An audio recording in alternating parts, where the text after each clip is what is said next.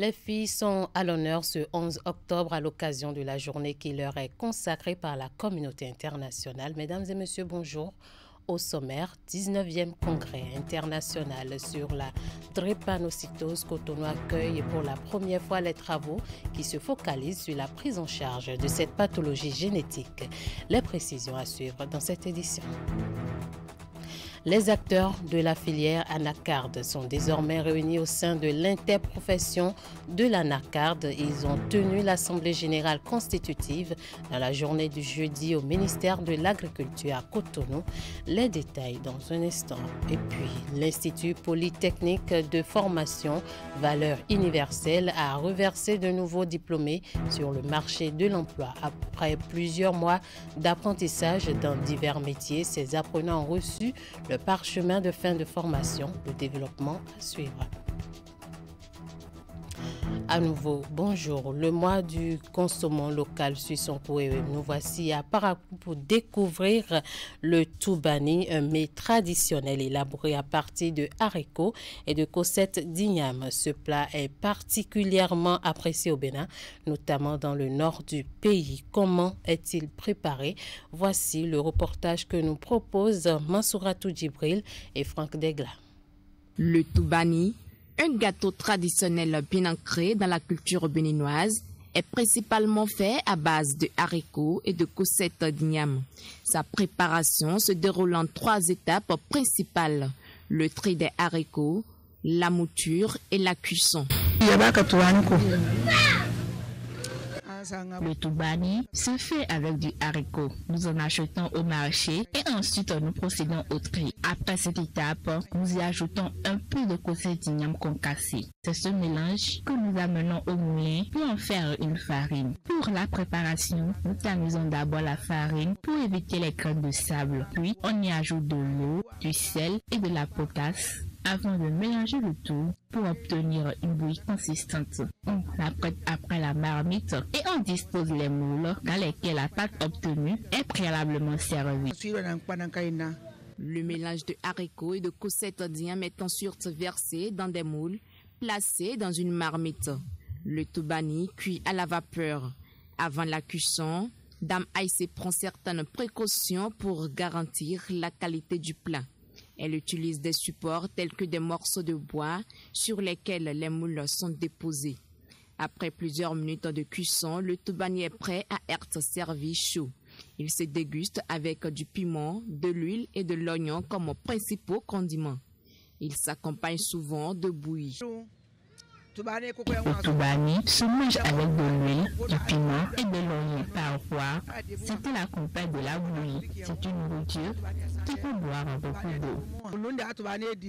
De nombreux citoyens partagent les raisons de leur attachement à ce mets local, véritable symbole de la culture béninoise. Chaque matin, si je ne mange pas de la Toubani, ça ne me fait pas de la santé. Si je mange, je me sens bien avec de la bouillie. Je viens ici les matins pour venir manger Toubani. Parce que si je ne mange pas, ça me gêne un peu aussi. Parce que si je mange aussi, je prends beaucoup d'eau encore. En plus du Toubani traditionnel, une autre variante existe préparée uniquement à base de haricots. Séance de formation sur les premiers gestes de secours à avoir face à une victime inconsciente d'un accident ou d'un incident. C'est une formation organisée par la compagnie départementale des sapeurs-pompiers à l'intention du personnel de Fraternité FM. La séance s'est déroulée mardi dernier sur l'esplanade de la radio et s'inscrit dans le cadre du plan d'action du commandant du groupement national des sapeurs-pompiers qui prévoit des formations mensuelles à destination du grand public. Jacques Degbé, Socrate à Dantodé pour le point. Un mardi matin, pas comme les autres, sur l'esplanade de la radio Fraternité. Loin des trains très habituels de préparation du journal et l'instant d'une demi-heure environ, le personnel de la première station privée commerciale du Septentrion est formé sur les premiers réflexes de secours à développer devant une personne victime d'un accident et inconsciente. Donc il est prompt, et bien, quand on est témoin d'une situation où la personne bouge plus, mais elle respire, on fasse l'effort Même si on ne respecte pas les étapes. Comment protéger, alerter et secourir une victime inconsciente qui respire? C'est le thème de cette séance de formation pour laquelle le capitaine Marc Fayomi s'est spécialement déplacé. Je dois pouvoir apprécier si la personne bouge ou non. Donc je m'approche de la personne. Je lui pose une question simple. Je lui donne une note simple. Si la personne ne réagit pas, c'est qu'elle est inconsciente. Si elle est inconsciente, je vérifie si elle respire. Je regarde la cage thoracique. Je vois que la cage thoracique bouge. Je vois que l'abdomen bouge. Ça veut dire que ce dernier respire encore.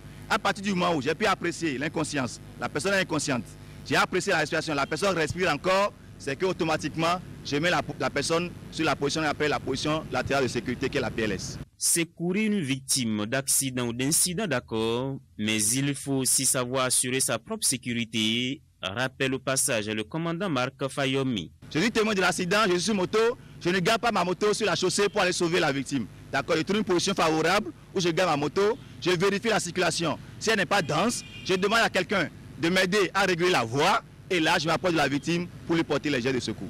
Le personnel de la radio est donc instruit sur l'identification d'une personne inconsciente et sur les gestes de premier secours à adopter. Moi personnellement, j'ai retenu que quand on vient tomber sur une victime d'un accident de circulation, il faut d'abord vérifier que cette personne respire.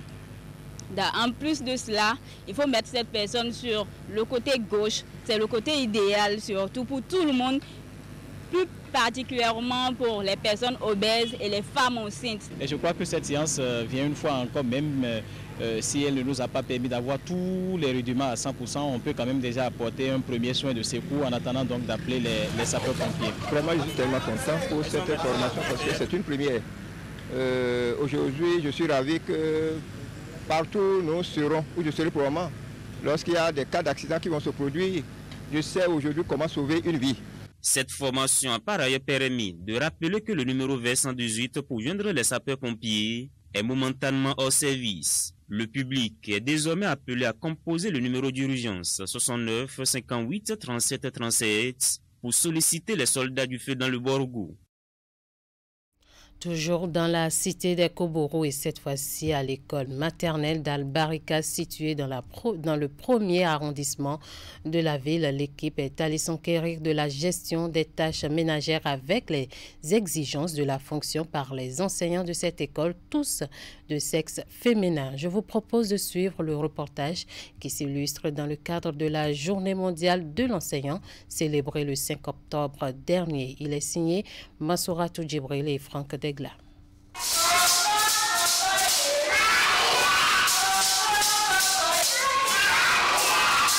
Nous sommes ici à l'école maternelle d'Albarika. Cette école accueille au moins 150 apprenants avec pour institutrices exclusivement des femmes. Vous savez, je n'ai que des collaboratrices. Donc, ce sont des femmes que je tasse d'Amazon. Ce sont de braves collaboratrices qui aiment leur travail, qui se donnent la tâche. Vous savez, ce n'est pas facile de concilier les obligations de la maison à celle de la fonction, à celle de la profession à l'école. Au nombre de 5, ces femmes exercent un métier souvent perçu comme celui des hommes. Malgré les tâches ménagères qui sont des charges constantes, elles redoublent d'efforts pour se forger une place dans la société, un défi loin d'être facile. Vraiment, je vous avoue que ce n'est pas chose facile, c'est un peu difficile pour nous, surtout les femmes. Finir avec les enfants ici, retourner à la maison et continuer. Mais nous nous plaisons dedans parce que vraiment, c'est un truc que nous avons choisi faire ce métier-là. Et nous arrivons à nous organiser de certaines manières quand même pour nous réussir. Notre métier avec la maison, c'est pas facile. Et quand même, on arrive à gérer. C'est vrai que nous sommes des enseignants, on a opté pour servir. Il y a aussi le foyer qui nous attend. Donc, on se sacrifie en réalité pour pouvoir être bien dans tous les côtés. Entre les exigences du travail et celles du foyer, ces femmes sont constamment prises entre l'enclume et le marteau. Dans l'exercice de leurs fonctions, ces Amazones rencontrent de nombreuses difficultés. Il y a des enfants qui nous échappent parfois à la sortie. Peut-être ensemble là, mais le temps que de sauver notre là-bas qui nous a déjà échappé. Et comme ça, quand le parent vient le trouver au portail, c'est problème quoi. Vous ne vous occupez pas des enfants, vous laissez les enfants comme ça. Bon, en tout cas, on essaie de les expliquer quand même. Mais ils ne comprennent pas facilement. Si les enfants sont nombreux, les enfants ne suivent pas de l'activité avec sexe. Pas tous les enfants.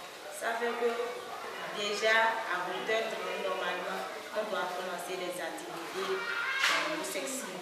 Mais ça fait que des fois on attend jusqu'à 9h parce que les parents amènent les enfants tard et ça nous empêche dans le déroulement des activités. À l'occasion de la Journée mondiale des enseignants proclamée par les Nations Unies, elles n'ont pas manqué d'encourager leurs consoeurs à persévérer dans leur mission éducative. Cette journée où nous fêtons, nous célébrons l'enseignant, je voudrais demander à chaque enseignant de faire son travail comme cela se doit. Le métier, ce n'est pas facile, mais nous avons choisi le faire, que nous puissions le faire et avec amour pour les enfants que nous avons à notre charge et le bon Dieu nous récompensera en retour. À mes collègues enseignants de la femme, si une femme travaille là, elle a des fonctions de maison et de son service. Donc, je vous souhaite le courage et la patience. Juste bonne fête à toutes les enseignantes et à tous les enseignants du Bénin et que courage à nous. Malgré ces défis qui semblent être de véritables obstacles, elles persévèrent dans leur mission d'enseignante et de mère de famille.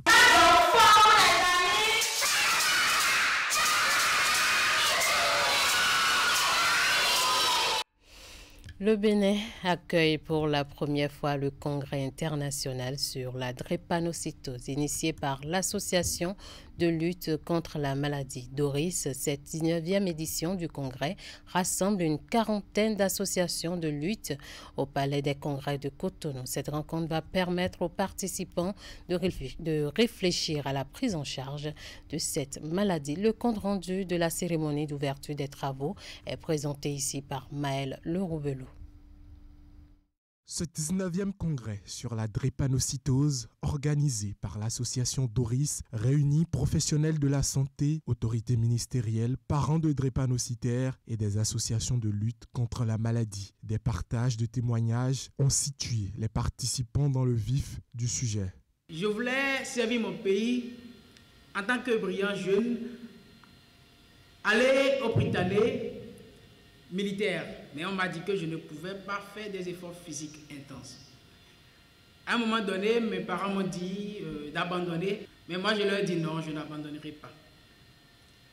Je suis le seul enfant SS de mes parents, paix à leurs âmes, qui soit encore vivant. Mon père était un grand drépanocytaire. J'ai une de mes sœurs qui est une grande drépanocytaire et j'ai 2 enfants drépanocytaires. Souvent, la vie vous sert ce que vous fuyez le plus. Et vous pensez être aguerri, prévenu et pouvoir éviter certaines réalités qui malheureusement vous rattrapent. Ces assises autour de la maladie génétique qu'est la drépanocytose a mobilisé le ministère de la Santé et des Affaires sociales, la Fondation Claudine Talon ainsi que l'Organisation mondiale de la santé autour de l'association Doris. Le centre de prise en charge médicale intégrée du nourrisson et de la femme enceinte atteinte de drépanocytose, CPMI INFED, très actif dans la prise en charge de la drépanocytose en Afrique depuis plus de 2 décennies, s'est réinventé pour mieux répondre aux besoins des malades et intégrer ses offres aux hôpitaux qui abritent ses antennes, gage de pérennisation. Les actions sont en cours pour élargir ces offres à l'ensemble de nos hôpitaux afin d'améliorer l'accès aux soins à toutes nos populations, où qu'elles se trouvent sur le territoire national. La réponse contre cette maladie doit être globale et non limitée à des solutions médicales. Et à cet effet, le centre de prise en charge de la drépanocytose en projet intègre à souhait une maison d'accueil des parents qui a une vocation d'écoute et de soutien psychologique et social. Au-delà de la drépanocytose, l'OMS reste engagée à promouvoir un accès équitable aux services de santé à fournir un appui technique au pays pour leur aider à parvenir à la prise en charge de cette maladie pour le bien-être des patients. Des millions de personnes dans le monde naissent avec la drépanocytose. Ce 19e congrès, qui marque le 20e anniversaire de l'association Doris, représente un creuset pour démystifier cette affection génétique en Afrique. Nous parlons cadre de vie à présent. La 2e édition du Forum international du cadre de vie a officiellement démarré hier jeudi à Cotonou, prévu pour se dérouler du 10 au 12 octobre 2024. C'est une rencontre des professionnels du secteur pour davantage bâtir un cadre de vie durable. Un stand d'exposition vente est érigé pour la circonstance sur l'esplanade de l'Amazone où José Didier Tonato, ministre en charge du cadre de vie, a effectué une descente ce jeudi. Sa visite consacre le démarrage des activités prévues. Teddy Goudalo et Henri Gantin y étaient. Voici le reportage. Cette visite de stand du ministre en charge du cadre de vie, José Didier Tonato, consacre le démarrage des activités du Forum international du cadre de vie. Précédée d'une coupure de ruban, la 2e édition de cette initiative se repose sur le thème « Bâtissons un cadre de vie durable ». Pour cette année, puisque le gouvernement avait pris une décision de favoriser les frais de douane pour les véhicules électriques. Au niveau de cette exposition, vous aurez des véhicules électriques et vous aurez toutes les informations concernant ces véhicules-là pour que notre environnement puisse mieux se sauvegarder. Il y a déjà des experts venus de tous les coins du monde qui vont faire des conférences, des panels, des conférences de débat sur les thématiques du cadre de vie. Les travaux se déroulent du 10 au 12 octobre 2024 sur 3 différents sites. Il s'agit notamment de l'esplanade de l'Amazone qui abrite cette exposition vente, au Palais des Congrès pour les panels et au Sofitel Hotel qui va accueillir le lancement officiel du Forum international du cadre de vie.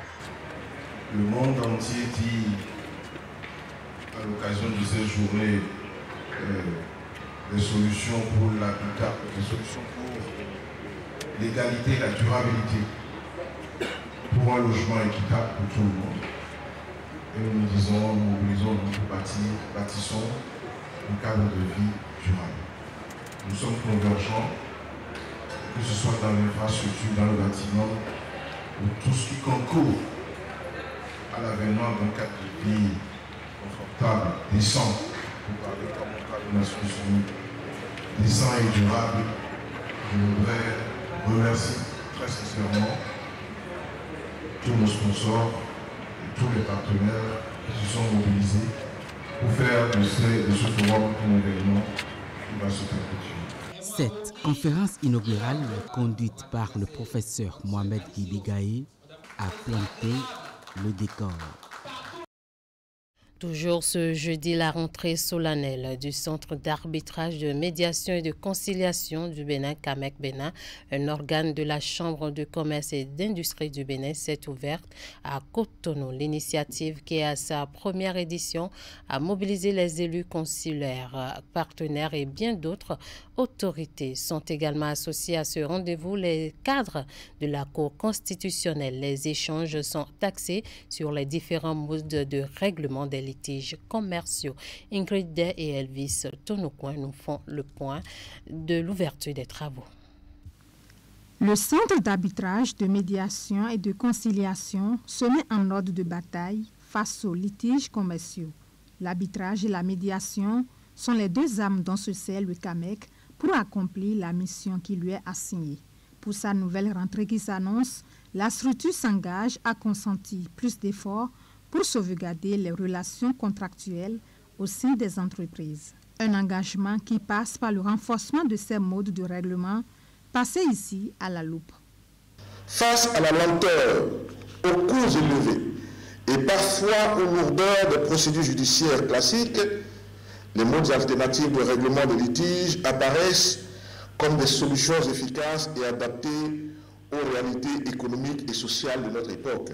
Les modes alternatifs de règlement de litiges, en particulier l'arbitrage, la médiation et la conciliation, offrent une flexibilité et une rapidité que les procédures judiciaires traditionnelles ne peuvent souvent pas garantir. Ils permettent de résoudre les conflits de manière consensuelle en privilégiant le dialogue et l'écoute dans un cadre qui respecte la confidentialité et l'équité. Les modes de règlement de litige, une alternative aux procédures judiciaires, thème retenu pour cette rentrée annuelle, méritent une réflexion approfondie. Ces différentes stratégies de règlement constituent-elles vraiment une véritable alternative au recours judiciaire dans l'espace OHADA et au Bénin? C'est sur cette question que s'est penchée l'intervention du parrain de la rencontre. Dorothée Sosa, président de la Cour constitutionnelle, a édifié l'assistance sur la préoccupation à la lumière de son expertise scientifique. Donc nous avons retenu au niveau du CAMEC ces deux modes, donc la médiation et l'arbitrage. Mais n'oubliez pas que la médiation s'est vraiment enrichie de sous-composantes qu'il faudra maîtriser et qu'il faudra proposer aux parties. Il faut leur proposer ça. Voyez-vous? Alors, des avantages sont reconnus aux modes alternatifs.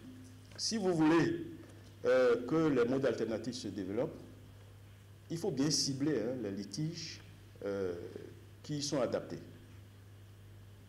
Il y a, de ce point de vue, les litiges commerciaux internationaux et les différents relatifs aux investissements, d'un côté, et puis il y a les litiges commerciaux internes.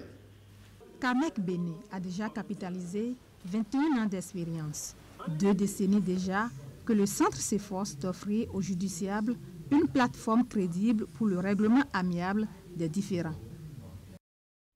Je l'annonçais en début d'édition, une nouvelle dynamique dans la filière anacarde au Bénin. Les acteurs de cette filière se sont retrouvés ce jeudi 10 octobre 2024 au ministère de l'Agriculture à Cotonou. C'est à la faveur de l'Assemblée générale constitutive de l'interprofession de l'anacarde. Il s'agit pour ces acteurs d'unir leurs forces pour rendre le secteur plus performant et rentable. Voici le compte-rendu de Ulrich Gaba sur les images de Idéon Pévi. Ce que vous n'avez pas encore suffisamment fait, c'est s'organiser en coopérative au niveau de nos villages, au niveau de nos communes, pour qu'on puisse vous apporter encore des soutiens collectifs plus importants. Synergie d'action pour une meilleure rentabilité. C'est l'un des conseils prodigués par le ministre de l'Agriculture aux acteurs de la filière anacarde ici réunis en Assemblée générale constitutive de leur interprofession. Après 2 mois de dur labeur, le comité préparatoire réunit dans cette salle tous les participants identifiés. Un moment important qui annonce une révolution dans la filière anacarde au Bénin. Malgré les difficultés et les incohérences qui ont jalonné le passé de cette filière, vous avez été combatifs et engagés. Que votre bravoure serve d'exemple aux générations montantes et aux membres des différents organes qui gouverneront l'IFA rénové en renaissance. Ces assises, placées sous l'onction de 2 ministres du gouvernement, ont permis aux autorités d'attirer l'attention des acteurs sur certains maux qui minent la filière et réduisent la rentabilité des produits. Nos jeunes n'ont pas pu travailler à plein temps dans les usines. Mais les usines des autres pays ont pu travailler. C'est les usines de nos marchés d'exportation brute. Allons-nous continuer comme ça? Quand on voit le prix au kilo de la matière brute et le prix des produits finis, ce gap-là, cette chaîne de valeur que nous exportons également n'est pas un signe de patriotisme. Je ne sais pas si nous aimons nos enfants en nous comportant ainsi. Je pense que la réponse est non à l'unanimité. Que vous n'êtes pas organisé, que vous n'avez pas un numéro d'immatriculation au niveau de votre coopérative, quand vous ne faites pas les ventes groupées, les gens vont toujours voler votre cajou et ils vont toujours vendre en pleine tranquillité. Mais si jamais vous avez des coopératives, vous appelez à son numéro, et il vient là où vous devez vendre collectivement, il présente son produit et son numéro, on va peser. Tous ceux qui n'auront pas de numéro de produit, c'est qu'ils ont volé, on peut les attraper. Cette assemblée générale constitutive de l'interprofession ANACAD est le fruit d'un travail minutieux conduit à travers la réorganisation des structures à la base et celles fêtières. Tous les acteurs sont désormais convaincus qu'ensemble, ils peuvent rendre cette filière prospère. Dans sa tournée de bienfaisance, le conseiller communal Émile Rondeladi a pensé aux familles démunies des 10e et 13e arrondissements de la ville de Cotonou. Il a posé ses valises cette semaine dans les écoles primaires publiques d'Arok-Boroué et Védocor 3 pour soutenir la scolarisation des enfants. La journée pour la remise des kits scolaires est résumée dans ce reportage que je propose de suivre. La vaste opération de don de 5000 kits scolaires impacte à leur tour les écoliers de l'école primaire publique d'Arok-Boroué à Cotonou. Comme à son habitude depuis le début de cette campagne de soutien aux couches défavorisées, Émile Rondeladi ajoute au nécessaire de classe une dotation financière de 171 000 francs CFA. Le montant va servir à soulager les parents quant aux frais d'évaluation mensuels payés par les apprenants. Nous avons décidé de payer les frais d'évaluation à tous les enfants de C1 jusqu'au CM2. Nous voulons vous rassurer que ce n'est pas le premier geste. Nous allons continuer. Nous allons seulement bénir Dieu et ses partenaires qui, malgré les situations difficiles que nous traversons, quand même, arrive à mettre les petits plats dans les grands pour venir aider la communauté. Nous allons demander aux parents, aux enfants, de prier pour cette fondation et son équipe. Nous vous promettons d'en faire bon usage. Que le Dieu Tout-Puissant bénisse la fondation Rondeladi. Du 13e arrondissement de Cotonou, le donateur et sa suite ont rejoint le 10e à l'école primaire publique de Védocor 3 Midedi. Le geste a été le même, avec le même élan de générosité. Tout ceci est assorti d'une large reconnaissance des bénéficiaires et la promesse de faire rejaillir tout ceci sur le rendement scolaire des écoliers. Nous sommes venus, nous avons recueilli encore quelques doléances auprès des parents d'élèves, auprès des enseignants, que nous allons nous retirer et réfléchir à cela. Il n'y a pas que ça. Nous avons plusieurs activités à mener dans ce cadre-là, dans ce cadre du recrutement social.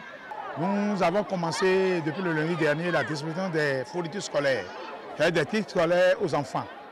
Nous allons revenir, après avoir étudié, discuté entre les hiérarchies, nous allons revenir et revenir avec des actes concrets, comme vous venez de le constater. C'est une devise pour Émile Rondeladi et ses partenaires. Croire en l'école, c'est préparer l'avenir d'une nation. Plus d'une centaine, ils sont envoyés sur le marché de l'emploi après avoir réussi avec succès les évaluations de fin de formation. Les diplômes délivrés par l'Institut Polytechnique de formation Valeurs universelles viennent couronner les mois d'apprentissage dans divers corps de métier. Les lauréats dorénavant peuvent exercer leur métier et se construire dans l'environnement professionnel du pays. La remise des parchemins s'est déroulée devant un parterre d'invités de parents et d'autres personnalités. Elle a été couplée avec la remise de kits aux récipiendaires. Plus de détails avec Hélène Amoussou. 122 au total, ils sont appelés désormais à faire valoir leurs connaissances puis leur savoir-faire sur le marché de l'emploi. Après plusieurs mois de cours théoriques mais également pratiques, suivis d'une évaluation de fin de formation, ces jeunes hommes et femmes sont les meilleurs retenus dans leurs promotions respectives. Tous reçoivent maintenant ici leurs différents parchemins des mains des responsables de l'Institut de formation polytechnique Valeurs universelles. Il y a de cela 12 mois pour certains et 36 pour d'autres, que je vous souhaitais la bienvenue à l'Institut Valeurs universelles. Aujourd'hui, c'est avec un sentiment de satisfaction. Je reviens vers vous pour vous dire félicitations. Chers apprenants, vous sortez ce matin certes avec vos diplômes et le plus dur commence. celle de l'insertion et de l'emploi. Aujourd'hui et plus que jamais, vous avez besoin de mettre en œuvre tout ce que vous avez reçu comme éthique dans cette école. Les nouveaux diplômés sont qualifiés dans divers domaines, dont entre autres la coupe, couture, hommes et dames, esthétique, coiffure et tresse, électricité, bâtiment, sérigraphie et dessin. Maintenant, c'est réseaux informatiques, analyse et programmation web et mobile, hôtellerie, restauration et tourisme, secrétariat bureautique, caisse et assurance, auxiliariat de pharmacie et la délégation médicale, technique de production animale et végétale, ainsi que dans les filières techniques comme le génie civil, électronique, série G1, G2, informatique et maintenance industrielle. Transformés pour affronter les défis qui les attendent, ils sont reconnaissants envers tous ceux qui ont contribué à la réussite de leur formation. Nous sortons d'ici avec des outils qui nous permettront de contribuer, de grandir et d'inspirer. Il nous appartient désormais de les utiliser pour faire de nos rêves une réalité. Cette cérémonie de remise de parchemin aux étudiants de la promotion 2024 est couplée avec celle de don de kits aux récipiendaires. À l'occasion, parents, responsables de l'Institut, de même que les représentants de parrains leur ont prodigué des conseils. Ce matériel évalué à 8 989 500 francs a été obtenu avec la participation du ministre de l'eau, Seabou Sebou Adambi, et du président ministre Biochane Abdoulaye. Chers donateurs, votre contribution change des vies et offre des opportunités inestimables à des jeunes talents qui, sans vous, n'auraient peut-être pas eu la possibilité d'aller aussi loin. Cadre d'intégration professionnelle et incubateur d'emploi, l'Institut de formation polytechnique Valeurs Universelles a fait l'option des formations alternatives, techniques, parascolaires et post-universitaires dans les métiers porteurs d'avenir. La structure œuvre de par ses actions pour le développement et le social. Elle ambitionne d'insérer au moins 500 jeunes d'ici 2025 dans le monde du travail. Atelier d'information et de sensibilisation des membres du groupement représentatif de l'identification géographique du Gari Sorui de Savalo. L'activité a rassemblé autour des organisateurs à la mairie de la ville les femmes transformatrices du manioc Angari. Ces dernières ont été entretenues par les membres d'une délégation venue de la direction du développement industriel et de la structure nationale de liaison avec l'OAPI. Les échanges ont porté sur le contenu des cahiers de charges en vue de l'enrichissement du Gari, produit de la localité. Nous retrouvons Emet Hélène Amonsou pour les détails. La rencontre tient lieu de cadre de formation, de sensibilisation, mais aussi de recyclage des membres du groupement représentatif de l'indication géographique dénommé Gari Sorui de Savalou. Les échanges animés par les cadres de la structure nationale de liaison de l'Organisation africaine de la propriété intellectuelle OAPI ont été l'occasion de rappeler les obligations du cahier des charges en vue de l'aboutissement du processus enclenché depuis plusieurs mois. Et notre accompagnement ici, c'est beaucoup plus un appui technique que nous apportons alors aux membres de ce groupement Gari Sorui de Savalou. En ce sens, ils vont recevoir une formation de nous dans le cadre de la maîtrise des éléments du cahier de charges pour pouvoir être imprégnés de la responsabilité qui leur incombe par rapport à l'authenticité du produit qui ressort de l'IGP. C'est un choix de Madame la ministre qui a préféré qu'on vienne après l'ouverture du mois du consommation local juste pour montrer la valorisation de nos produits. Montrer la valeur de nos produits que nous devons consommer vraiment localement. Ces spécialistes de la transformation du manioc en Gari aux normes et standards de qualité sont venus des 14 arrondissements de la commune de Savalou.